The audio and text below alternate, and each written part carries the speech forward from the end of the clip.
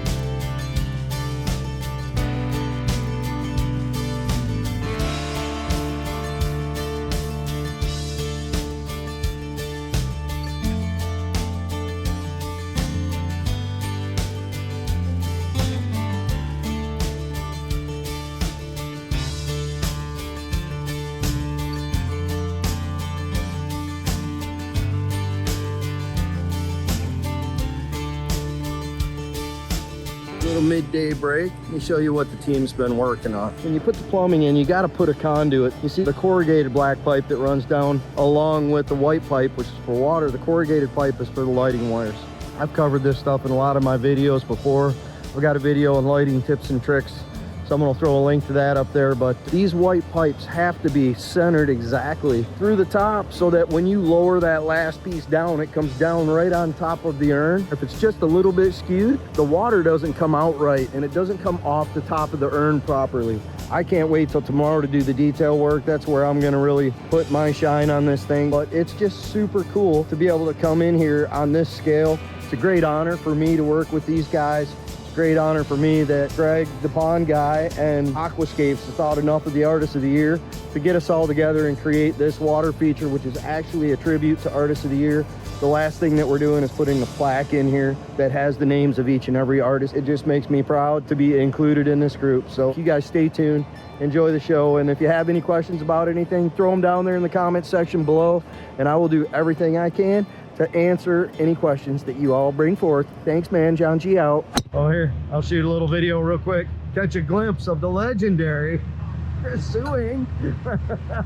I'm in action, baby. Nature's Recreations. Guys, hold on. Let me get a quick shot. There it is. All right, that's all you get. He's probably gonna be gone now. Another couple more years, he'll come out of his rabbit hole.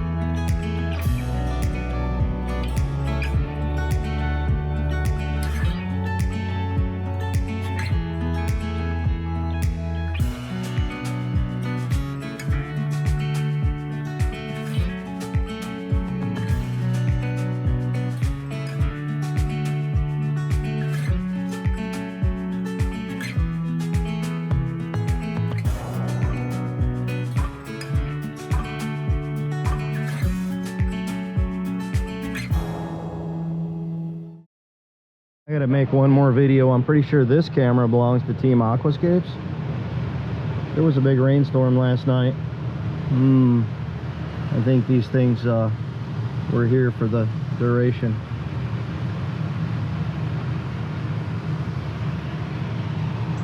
Somebody's gonna be looking for those. Awful unhappy.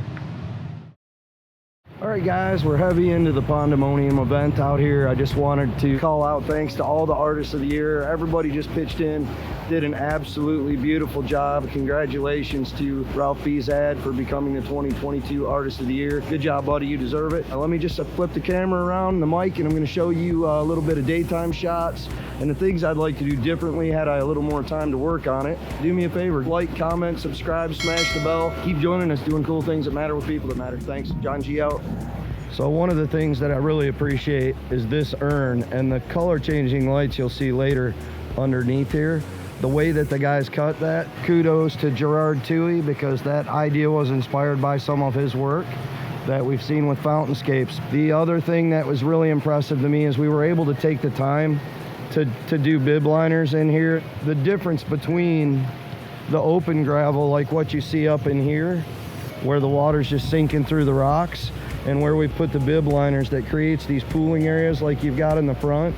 It allows for these little organic waterfalls to happen in the feature. I think that's super huge. It just adds a lot to it versus just gravel. That can be covered up with aquatic plants and whatnot, but I think if we had another day, the opportunity to get into these spaces back here and do more work to create more of this feeling and less of that feeling. That's my thing. That's what I do. Guys, it's all eye candy from here. Enjoy the show. I'm going back to work. Later.